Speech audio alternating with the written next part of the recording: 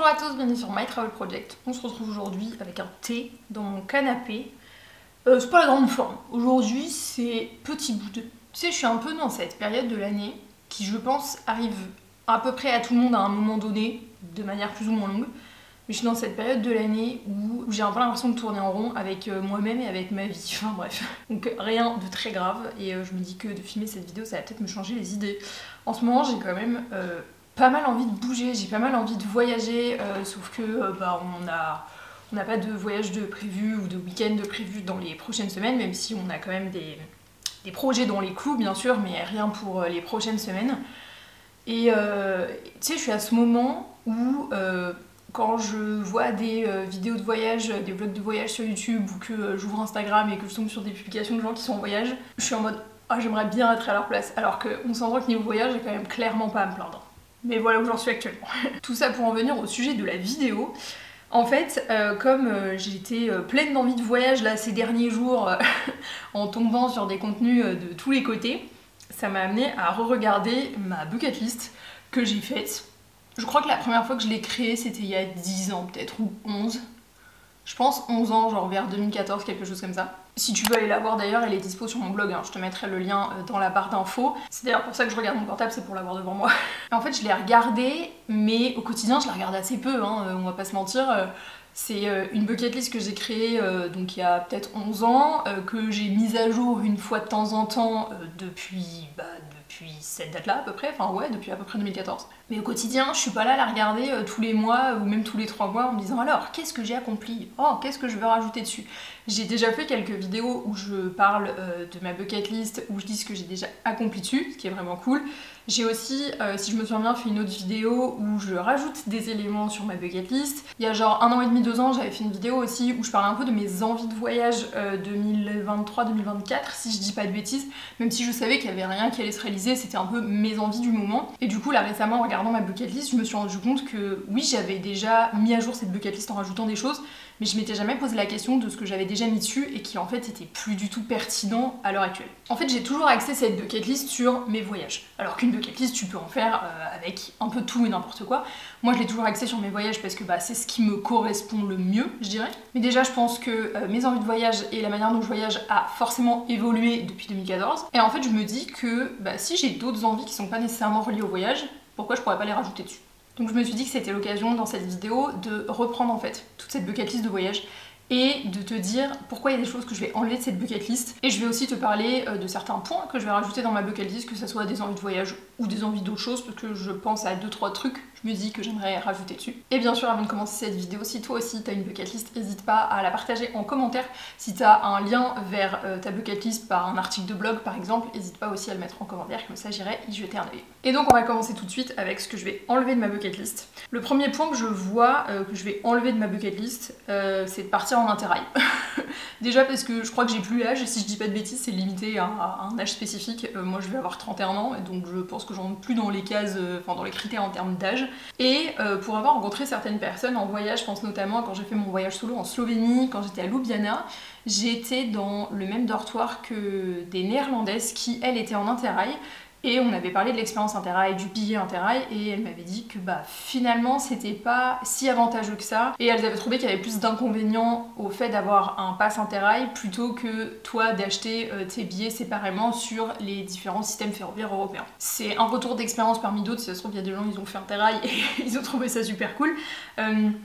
Mais j'ai souvent vu ça en fait, enfin j'ai souvent eu ce retour d'expérience. Le retour d'expérience le plus détaillé que j'ai eu, c'était donc ces néerlandaises là quand j'étais en Slovénie, mais qui avait pas mal d'inconvénients par rapport au fait que tu pouvais pas réserver tous les trains que tu voulais, je crois, ou si tu pouvais réserver certains trains, il fallait payer en plus du prix du pass interrail que tu avais déjà payé.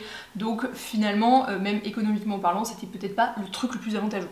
Donc c'est pour ça, je pense l'enlever de ma bucket list. Après, sur le principe, me faire un voyage en train en Europe, à visiter plusieurs villes ou capitales d'Europe, oui, absolument, ça je le mettrais sur ma bucket list, mais le faire en interrail spécifiquement, je pense qu'il n'y a pas trop d'intérêt. C'est-à-dire que pour moi, un voyage en train parmi plusieurs villes ou capitales d'Europe, que tu aies un pass interrail ou pas, j'appellerais ça un interrail quoi. Alors après, la deuxième chose que je vois sur ma bucket list que j'enlèverais, c'est d'aller voir le mur des lamentations à Jérusalem. En fait, je pense que je serais contente si je le fais un jour, mais est-ce que c'est vraiment un truc que je vais mettre sur ma bucket list, genre j'ai absolument envie de faire ça dans ma vie?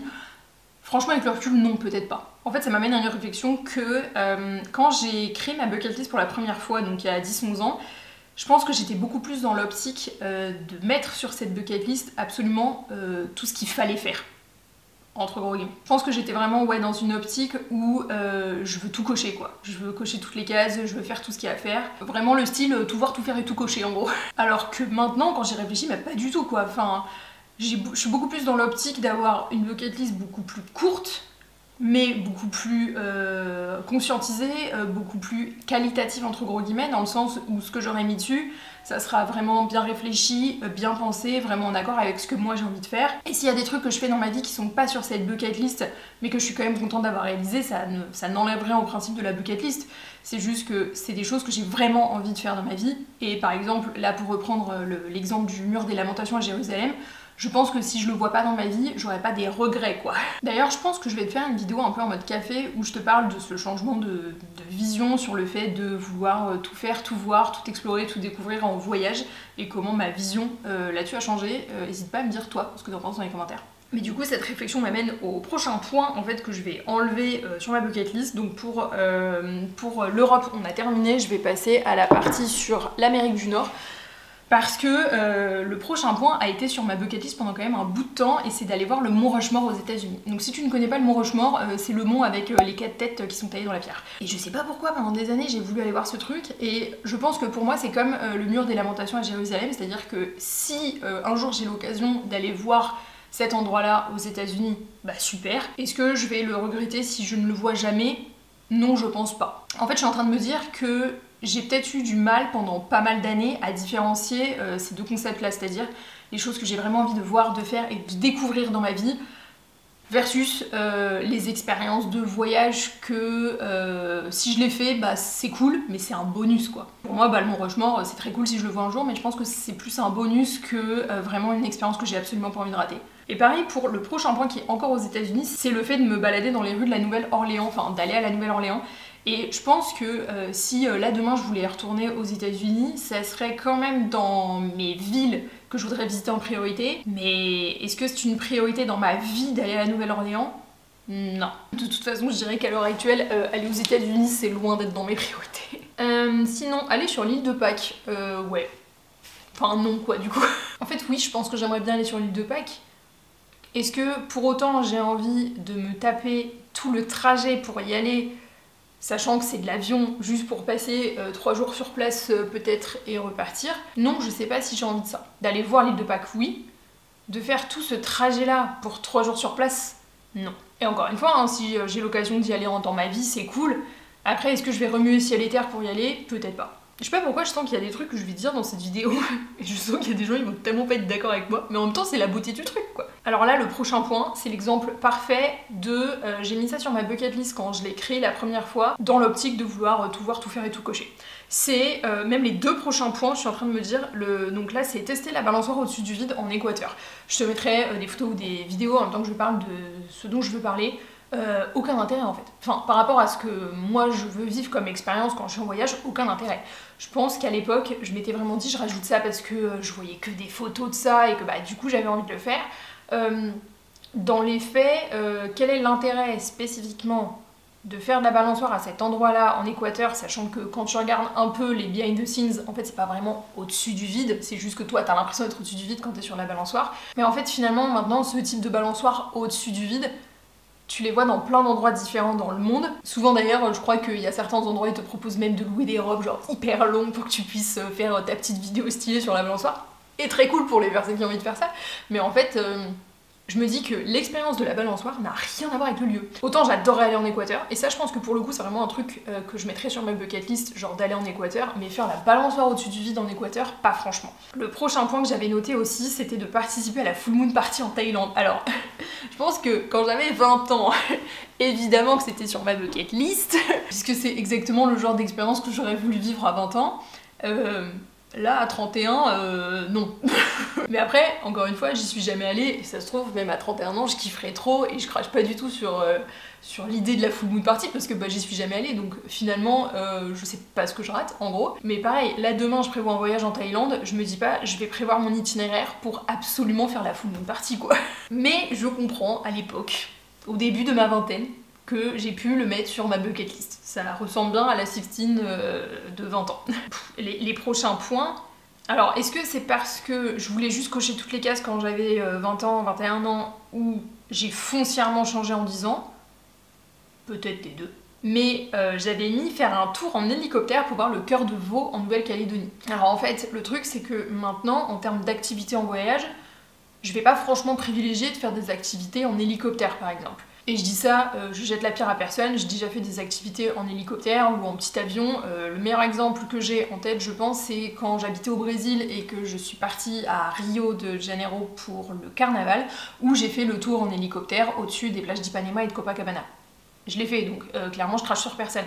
C'est juste que maintenant, faire des activités comme ça, qui sont souvent d'une durée très courte, en hélicoptère, en avion, je sais pas si c'est vraiment dans mes priorités. Et encore une fois je dis ça, et si ça se trouve, j'en referai peut-être dans ma vie pour des choses que j'ai absolument envie de voir. Mais quitte à choisir, là je sais pas si le cœur de veau en Nouvelle-Calédonie c'est ma priorité.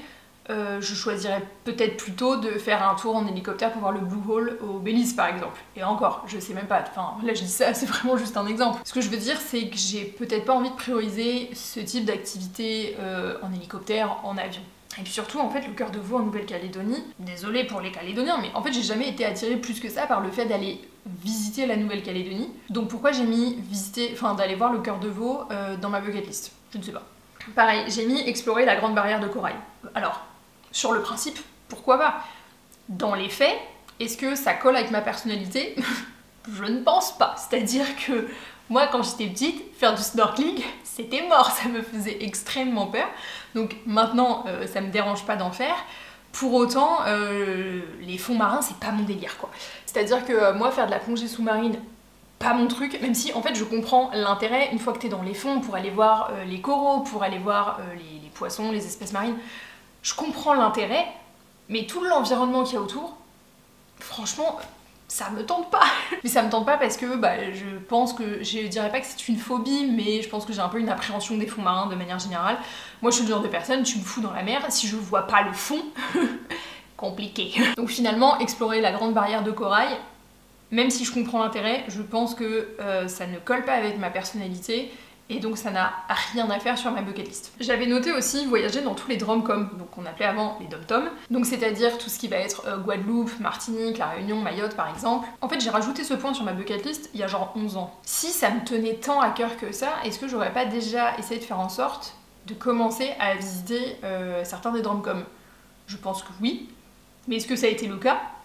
Pas du tout. Et pourtant, je pense qu'il y en a, j'aimerais trop y aller. Enfin, La Réunion, par exemple, ça serait vraiment genre dans mes envies de voyage. Mais je pense qu'il y a une grosse différence entre avoir envie de visiter, par exemple, La Réunion ou la Martinique et décider de visiter tous les DROMCOM. Il y a quand même une grosse diff, quoi. Mais pareil, encore une fois, on en revient toujours au même truc de la Sixtine de 20 ans. Apparemment, elle voulait tout voir et juste tout cocher, quoi. Alors que maintenant, tout cocher, c'est pas du tout dans mes objectifs. Et que je suis même ok avec le fait que, je ferai pas tout, je ferai pas tout, j'explorerai pas tout, je visiterai pas tout dans ma vie, tout simplement parce que, y a quand même pas mal de choses à voir, quoi. Prendre le transsibérien. Je sais pas pourquoi je l'ai mis sur ma liste. Pourtant, voyage en train, hyper d'accord. J'ai pris quand même le canadien, enfin, moi j'appelle ça le transcanadien, mais je crois que ça s'appelle juste le canadien, enfin le train qui traverse tout le Canada. Je l'ai pris de Jasper à Vancouver, j'ai adoré l'expérience. Mais en fait, le transsibérien, oui, mais en fait, j'en reviens toujours au truc de... Franchement, je serais trop contente de le prendre. Mais est-ce que je vais vraiment me démener pour le faire au point de vouloir genre le mettre sur ma bucket list parce que c'est vraiment genre mon objectif? Je pense pas, quoi. Oh là là, cette vidéo est tellement négative. Partez pas, hein, franchement. Pour repartir sur l'histoire de la grande barrière de corail et les fonds marins et tout ça, j'avais écrit de passer le PADI niveau 1. Je pense qu'en fait, j'avais vraiment aussi cette vision de ma bucket list, c'est pour me sortir de ma zone de confort. Et je suis toujours persuadée que c'est quand même un peu le cas, sauf que je pense qu'en grandissant, je connais aussi mes limites. Moi, les fonds marins, c'est mes limites. En vrai, je pourrais le passer le PADI niveau 1, c'est-à-dire que j'ai pas une phobie des fonds marins ou quoi que ce soit, mais je sais que je suis pas motivée plus que ça à me dire vas-y, je vais aller le passer, alors que il y a des gens qui sont passionnés de tout ce qui va être activité de ce style. Donc par exemple, snorkeling, plongée, freediving. Alors moi, pas du tout quoi. Par exemple, quand on était en Malaisie sur les îles Perhentian, quand on a fait notre voyage en Asie il y a 2 ans et demi, on avait le choix entre faire de la plongée sous-marine et du snorkeling. Bah on a choisi le snorkeling quoi. Et encore une fois, hein, si ça se trouve, avec tout ce que je te dis là et de ce que j'enlève de ma bucket list, je suis en train de rater plein de trucs. Vraiment, il y a plein de choses sur cette bucket list, c'est tellement pas moi, ou en tout cas c'est tellement plus moi, que si ça se trouve je les rajouterai dans 5 ans parce que j'aurai encore changé, j'en sais rien. Mais à l'heure actuelle, je préfère les enlever. Ce qui m'amène donc à quelques trucs que je vais rajouter sur ma bucket list. Donc là pour le coup j'avais déjà réfléchi avant pour pas réfléchir en vidéo et que la vidéo dure 40 minutes. Alors le premier point que je voudrais rajouter, et ça va être totalement en contradiction avec ce que j'ai dit au début de cette vidéo, c'est de visiter les états de l'Oregon et de Washington aux États-Unis. Alors à l'heure actuelle, en plus avec le contexte actuel, visiter les États-Unis, pas ma prio du tout. Mais moi tu me dis Pacifique Northwest, randonnée, tout ça et tout, j'y vais direct. Vraiment, c'est 2 états qui m'attirent trop. Seattle, trop envie de visiter cette ville, un délire. Donc je sais que c'est pas pour maintenant, mais j'ose espérer, peut-être dans quelques années, pouvoir faire un voyage dans le Pacifique Northwest pour visiter les états de l'Oregon, de Washington, visiter la ville de Seattle et juste découvrir toute cette nature là en fait qui je pense et je suppose que je me trompe pas ressemble pas mal à tout l'ouest canadien, c'est quand même c'est juste de l'autre côté de la frontière techniquement, et c'était tellement beau côté canadien que je me dis mais genre il faut que j'aille côté américain pour le coup. Pour parler plus de l'Amérique du Sud, je dis depuis des années qu'il y a 2 pays que j'adorerais visiter en Amérique du Sud et en Asie, c'est la Colombie et la Corée du Sud. Et vraiment la Colombie, ça pour le coup c'est sur ma bucket list, c'est sûr, et une ville spécifiquement, et ça se trouve je vais être trop déçue le jour où je vais y aller franchement, mais c'est Cartagena des Indes. Je crois que c'est quand j'étais rentrée de mon année au Brésil, j'avais regardé une série, je crois que c'est une série brésilienne mais qui se passait en Colombie et qui se passait à Cartagena des Indes. Si ça se trouve, la série en question m'a complètement mindfuck sur l'idée que j'ai de Cartagena des Indes. Mais là tu m'envoies en Colombie, la première ville que je mets sur mon itinéraire c'est Cartagena des Indes, direct. Alors après j'ai mis un autre truc qui va n'étonner personne, surtout si t'as regardé ma vidéo bilan 2024, envie 2025, c'est de repartir vivre à l'étranger. Voilà, là c'est vraiment un truc que je veux, qu'on veut aussi en tant que famille, et j'espère que ça se fera bientôt. J'aimerais bien écrire un livre. Mais pas un livre genre moi, genre un roman, une fiction, pas pour le fait de vendre le livre, d'être édité genre en maison d'édition ou quoi, mais pour apprendre en fait tout le process de réflexion autour d'une histoire, autour d'un plot, juste découvrir en fait le process d'écrire un livre, d'éditer, enfin pas d'éditer mais de réviser ensuite la première version de son livre pour arriver à une version finale, même si le truc est jamais publié, enfin vraiment pas du tout mon objectif. L'objectif, ça serait vraiment genre d'écrire un livre. Tu sais, de me dire j'ai écrit une histoire du début à la fin, vraiment. Et puis un truc qui tienne un minimum la route, hein, parce que sinon je peux t'écrire 3 pages demain et ça fera une histoire. Mais non, je veux vraiment genre un truc... je voudrais trop écrire quelque chose de bien pensé, de bien ficelé et que j'ai vraiment travaillé. Tu sais, genre vraiment un projet de A à Z, quoi. Visiter Taïwan pendant 1 mois. Enfin je dis 1 mois, ça pourrait être 2 ou 3, mais visiter Taïwan. Je sais pas si je l'ai déjà dit, mais quand j'étais à la fac et que j'avais candidaté pour partir en échange universitaire, j'avais droit à 3 vœux. Et dans mes vœux, j'avais demandé donc Ottawa au Canada, c'est là où je suis partie. J'avais demandé la Corée du Sud, mais mon deuxième choix c'était Taïwan. Donc j'aurais pu partir à Taïwan techniquement, mais comme j'avais été acceptée à mon premier choix qui était Ottawa, bah je suis partie à Ottawa. Je sais pas pourquoi ça m'attire trop, Taïwan. Un délire. J'ai même dit à mon mari, si je trouve un boulot à Taïwan, on part à Taïwan. J'ai jamais mis les pieds là-bas, encore une fois ça se trouve, la désillusion quoi. Après, je voudrais avoir un chien dans ma vie. Alors il faut savoir que j'ai jamais eu d'animal de compagnie avant d'avoir ma première née que j'ai évidemment portée dans mon ventre, c'est-à-dire mon chat, Momo. Mais en grandissant, quand j'étais enfant, quand j'étais ado, on n'a jamais eu d'animaux à la maison, mes parents n'ont jamais été fans d'animaux, donc on en a absolument jamais eu. Autant te dire qu'un chien, c'était inenvisageable. Donc j'aimerais trop qu'on ait un chien un jour. Mon mari, il a toujours grandi avec des animaux, j'aimerais beaucoup que mon fils puisse avoir un chien aussi, enfin... L'idée serait pas d'avoir un chien pour mon fils, ce serait d'avoir un chien pour nous, mais qui puisse grandir avec un chien. C'est pas du tout la priorité pour les prochaines années. Et surtout, on sait que le jour où on aura un chien, on veut pouvoir avoir un jardin à lui proposer. Actuellement, nous n'avons pas de jardin. Donc, ce n'est pas pour maintenant, mais c'est sûr qu'un jour, on aura un chien. D'où le fait que je le mette sur ma bucket list. Et le dernier truc que j'ai noté, j'ai pas rajouté énormément de choses, mais encore une fois, je préfère la qualité à la quantité. Je voudrais trop être invitée par un office de tourisme un jour. Alors c'est peut-être très superficiel comme goal, mais je pense que de ma modeste carrière de créatrice de contenu, je pense que ça serait ma consécration. Après, il y a des gens qui définissent le succès par plein d'autres choses, mais moi je pense que je me dirais que mon travail aura vraiment été reconnu, valorisé et récompensé si un jour je suis invitée par un office de tourisme. Donc que ça soit juste pour un week-end, pour un voyage presse, je sais pas d'ailleurs, je sais même pas trop comment ça fonctionne, à vrai dire. Mais j'aimerais trop quoi, tu vois, genre un office du tourisme qui te fait confiance pour promouvoir eux leur destination, à travers genre ta patte et la manière dont toi tu crées du contenu. Mais feu de Dieu quoi. Donc voilà, c'est tout pour la mise à jour de ma bucket list. Comme tu vois, j'ai enlevé beaucoup de choses, j'ai rajouté quelques trucs mais un peu moins.